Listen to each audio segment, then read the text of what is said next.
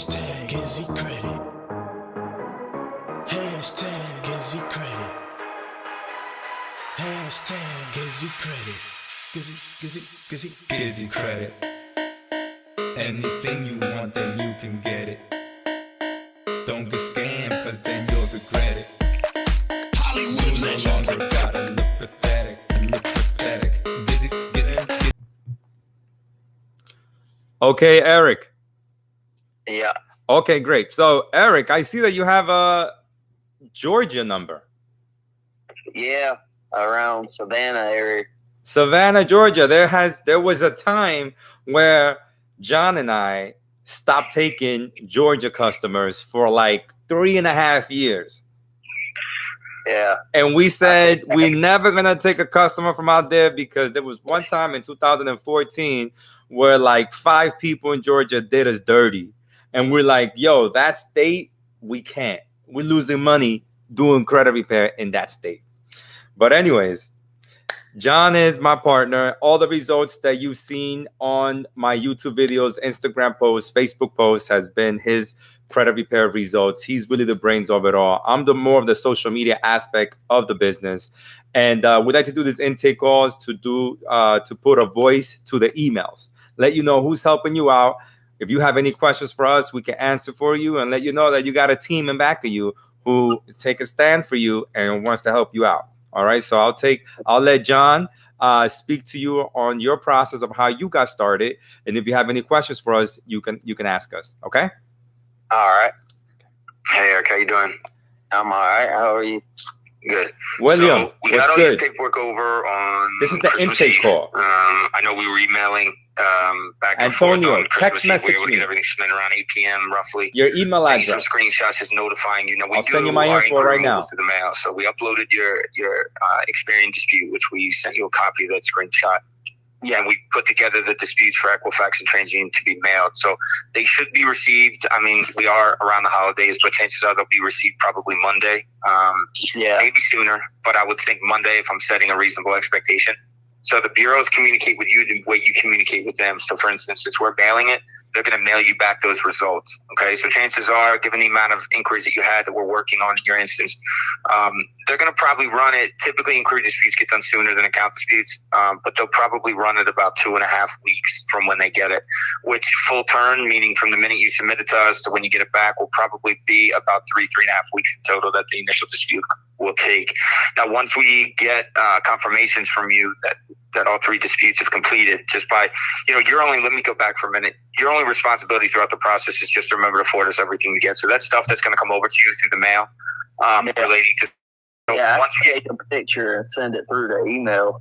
Exactly. That'd be great. Yeah, if you could do that, that'd be great. So, and then we can configure it on our end. So once we get confirmation, all 3 disputes are completed, we'll send you a breakdown after the first round, we'll remove what's left, et cetera. And if we have to go back in, we do so within 24 to 48 hours, if not the same day. So just get in the habit of forwarding that stuff over to us. The one thing we do ask, though, which we, try to impress the most, is just to try to have as much patience as you can. We all have the same goal in mind here, to get this done as soon as possible. The disputes themselves take time. It takes the majority of the time just waiting to get the results back. But everybody comes to us with a unique file. Everybody gets unique results. So the one constant is that we work until we're done. And within each dispute we're submitting, we're doing so with the objective of getting all the negative accounts off. So with that in mind, I'm saying in your case, the increase. With that in mind, we do encourage you, though, if any questions come up, you have any questions, confusion, frustration, et cetera, please don't hesitate to reach out to either myself or Gizzy. We're both very big on communication and transparency. The only day we don't work is Sunday. Other than that, if you send an email, you'll get something back if it's a reasonable hour to, within a couple minutes, and you'll get an in-depth answer to an in-depth question. Or if it's a simple question, you'll still get a very clear answer as far as, and we'd rather you come to us and get the right answer than go looking for the wrong answer, which in a lot of cases can compound or perpetuate an already confusing situation. So definitely utilize the support if you have questions. It's there for a reason. We work into the price of the service. If you don't have any questions, obviously don't feel forced. Just know that it's there for you should you need to utilize it. We like to do these intake calls just as an introduction, kind of let you know who's working in your stuff, give you a little bit of the lay of the land and a bit of an expectation, and most importantly, answer any questions. So is there any questions that I can answer for you now as it applies to the service we're providing for you, or just anything in general credit related? In general, yeah. the collections I have on there now, when y'all dispute them, do y'all do it over like online? Because I know that's a faster process. Like the people I got working on it now, they're mailing. Yeah, so we typically do, our broader process when working on accounts. The inquiries are different. It's a completely different process. They attach to your credit report through, the bureau algorithms totally differently. But as far as the accounts, we do the initial rounds online unless we can't get in for some reason. Sometimes people come to us after and this isn't saying this is you, I'm just giving an example why we wouldn't be able to do it online. Some people come to us in situations where they may have claimed fraud before they came to us. Some people think that's some kind of an aggressive way to get accounts off, and it isn't. And they've done that. And what it ultimately ends up happening is it ends up locking up the online dispute portal. So then we have to nail the first round. But I'd say 90% of the time, we do the initial round online. And then if we don't get everything off, we typically see how the first round comes back. And based upon our broader system, we make the determination the second round gets done online. Or depending on the kind of success we had in the initial round, if we see something else, it may get uploaded or done in another means. But yes, initially we typically do it online, and a lot of your collections are medical collections. So a lot of them typically do not hang around long, because when they submit medical collections for bureaus to report, they do so with limited information. I don't know if you know, but it's been a debate for a long time to not even have medical collections be allowed to report in the first place. But they do, and they still are. But as a result of that, the information that's attached when submitting them over is limited. It's not like a typical credit account. When they submit typical credit accounts over to the bureaus, they do so with an influx of information that can allow these accounts to attach to the report, and do so solidly, so the creditor doesn't have to worry about them coming off, unless somebody goes in to try and remove them and they know what they're doing.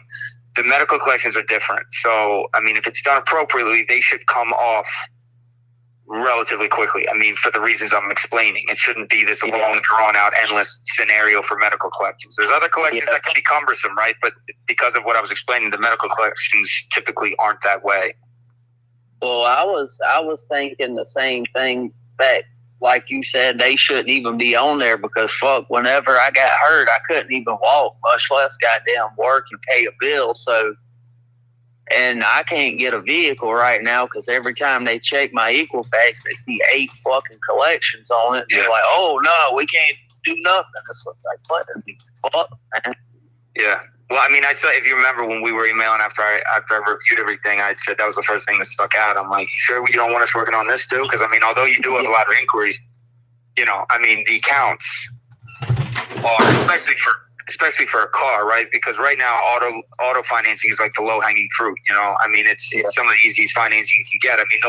They'll tax you on the rate. They'll go up to 20%. Some of these places just to get you in a car, which does you no good other than just having a car, even though you're getting gouts. But the point I'm trying to make is that as a result, you get those negative accounts off even before the inquiries. Even if we would have just removed the collections and not the inquiries, I think you would have put yourself in a better position. But ultimately, you would have needed to get the inquiries down anyway if you wanted to do anything meaningful with your credit. You know what I mean? So you're doing it. You got one guy working one way, we're working the other way. So hopefully, by the time we get done the inquiries, maybe they'll wrap up. I don't know how long they've been kind of toying around with it, but it does look like there's a good amount left. Yeah, I've had Lexington Law fucking with it since July. Oh, wow. Yeah, I don't know. Yeah, that's what I'm thinking. They're just bullshitting around trying to collect that monthly bill. Right. The monthly payment.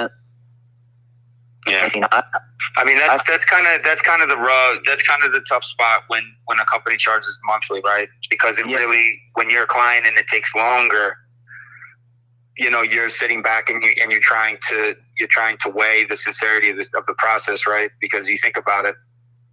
This is why we don't do it that way. We do it based on a formula that we have, that we use, and how long we determine that it's going to take. And if it takes longer, then it costs us money, right? And it's motivation for us to try and get it done in the time that we hit, or sooner, because then the sooner we get it done, the more money we make for ourselves. So that's what attracted me, that and the fact that y'all responded to the email within like 10 minutes. I was like, that ain't bullshit. So that's why communication is really big in this business, right?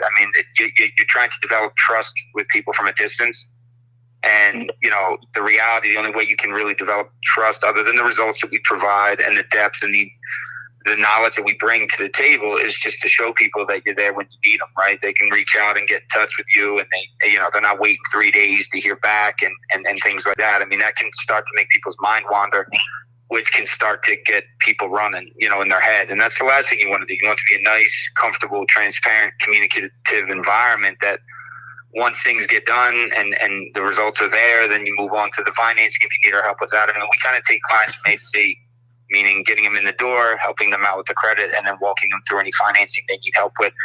And we typically include the financing into the cost of the service. So, for instance, if a client came to us, like in your case, you came to us for the increase, and we can definitely help you line you up with auto financing after. You're just not telling me about the auto financing. I didn't know that was an immediate need, but that's fine. We can easily line you up after. We don't charge extra for that if you're an existing client. So if you're somebody that came to us and we clean the report up and then you need to go get funding, we typically, that's just part of the process, so we can ensure that you complete what you came for, right? So you don't come to us and we get you out of the 750 and then you go to some shark that just completely takes advantage of you on the financing side, which is ultimately going to put you back in the position you just came from, right? So, I mean, as the purpose of it all is to just make it a much more, by the time we kind of set you off on your own, you're in a position to where you're comfortable and sustainable. And then, unfortunately, things come up down the line that happen.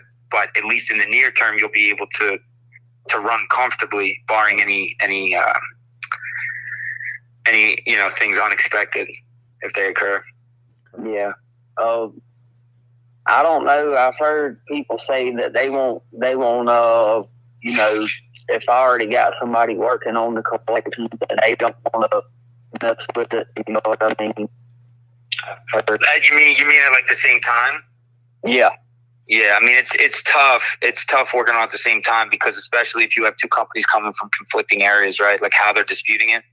Yeah. I know how we dispute it. So, for instance, let's say I open up a dispute the second week of the month. Let's just say I open up a dispute the first week of January, right, to get these collections off, and there's already a dispute open. Or if I just literally open one and then they try to submit. The bureau is the only bureau that lets you open up multiple disputes at one time relating to the accounts is Equifax. And I don't know why they do that, but they do that. TransUnion doesn't let you open up a second dispute for the same accounts. Neither does Experian. So we would essentially be fighting to try and wean in there to get that actual dispute that's going to help you. Understand what I mean? And it would end up being a mess that would probably not be in your best interest, which would be the ultimate goal of the process, right?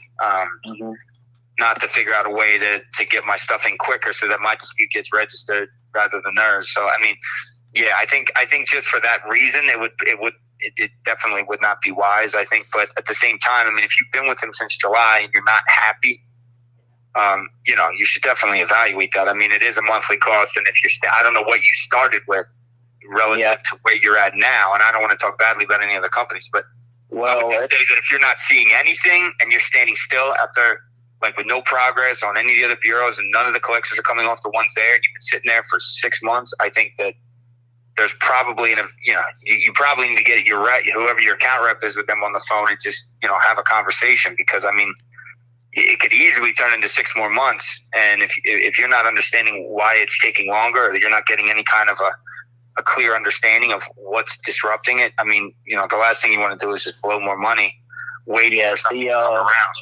It's only been 2 removed off of TransUnion since, they started. And if you look at the report that you pulled, you go on Equifax, 4 of those accounts are paid off. You know what I mean? They're just sitting there with a zero balance. So I don't see what the hell why they wouldn't just take them. I mean, there's no more money left in it. Yeah. Unfortunately, I don't know how Lexington Law disputes their accounts. I know each area has a different regional attorney that handles the stuff, and it's not one unified approach that they take.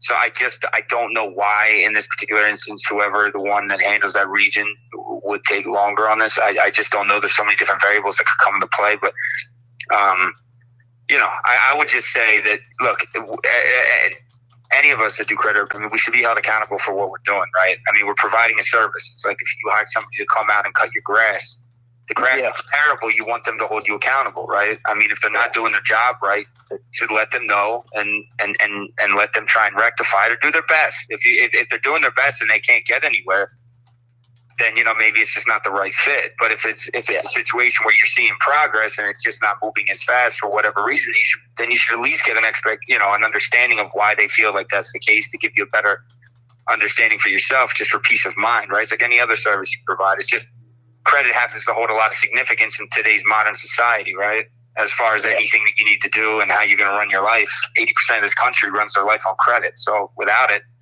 without it, it's a problem in most cases. So, I mean, I would definitely have a conversation. I mean, we're more than happy to help you there if you needed to help. But if not, tell you what, I'm going, because I don't have the extra money. I don't know how much y'all charge, but I would like you to look at it and at least email me the price. That way I can have it on record. And by February the 15th, I get paid on the 15th and the 31st of each month. If they ain't done nothing, I'm going to cancel. I'll cancel right there at the end of January. And then by the 15th, I'll contact you and we can go ahead and start on it. That's what I said. Two of them gone. I mean, I feel like they might just be bullshitting around.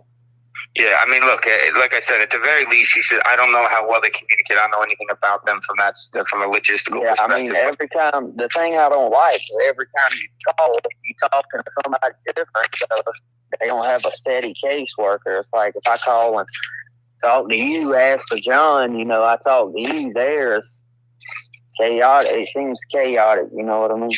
Yeah, it's just it's much more impersonal, right? It's not you don't know if you're even getting the right answer, and I can understand that can be frustrating, especially if you feel like you're being strung along. So I would just try to get a perspective on what exactly their opinion is and what's taking it so long, And now I'd love to give you some perspective. I just don't know why it would take, or what they're doing, or what in particular would be mitigating whatever it is, because I don't know the approach that they take. But I would say at least reach out to them and just try to get a little bit of a better understanding. But yeah, I mean, if you need us to help, we'd be happy to help you. Just let us know when, and we can give you a price in the meantime. And then, if you need us to help you down the line, just feel free to let us know. We'll obviously be working through the inquiries in the meantime. Yeah, that's cool. All right. All right. You got any other questions, Eric? No, I mean, I'll be patiently waiting along.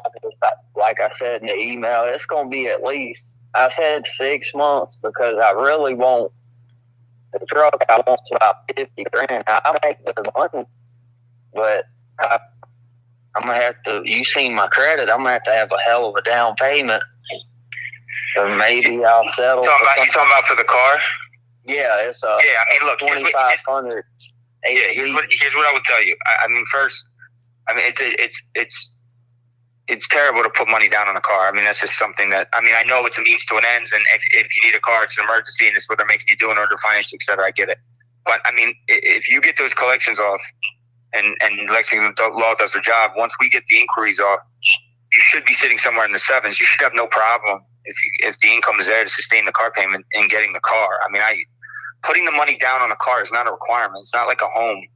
The dealer might ask for money down, but it's irrelevant. We typically position clients so that we get them the approvals before they walk in the dealership. So they have the bank in their hand, essentially like cash, walking in the dealership, and then you just haggle with them for price, right? That'd be cool, because the dealer don't give a damn. No. Yeah. It's one of the most a car dealership relationship, like finance manager to consumer relationship, one of the most predatory relationships that exists. And I don't know how it's not regulated more, but it is, because at dealerships they build in like a yield spread. You know what that is? What's that? So let's just say you go into a dealership and they run your credit. Obviously not right now, but let's say you're a 700 and they pump it into a system that essentially it's like a lending club system, or like a lending tree where you put it in, you get a whole bunch of offers back, right? Yeah. But those offers to them are wholesale rates. So let's say they get 5 lenders that want your business, and they quote you and say, Eric, to us is a 3.5% rate. They'll come back to you and size you up, and there's nothing to stop them from charging you 8%. If they think you may not understand exactly how finance works or the degree of finance or how good your credit is, they'll come in, they could take a tax you at 8%. You say, you know what, the bank came back, it's 8%. The problem is what ends up happening is they make that difference in yield spread. So let's say you were quoted 3.5%, right? And they charge you 8%. That's a 4.5% spread, right? They take that 4.5% on the sides of the loan amount for the car. So in your case, it would be 50 grand, right? So that particular dealership now makes 4.5% on 50 grand, which is another $2,300 that goes in their pocket when that transaction closes, right?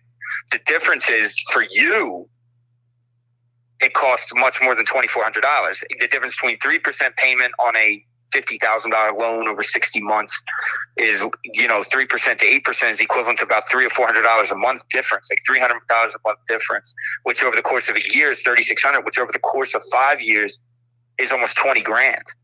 Yeah. You see how terrible that is? You know what I mean? Like how awful that is? When they make an extra $2 grand at the table and you pay an extra 20 over the life of the loan. It's absurd.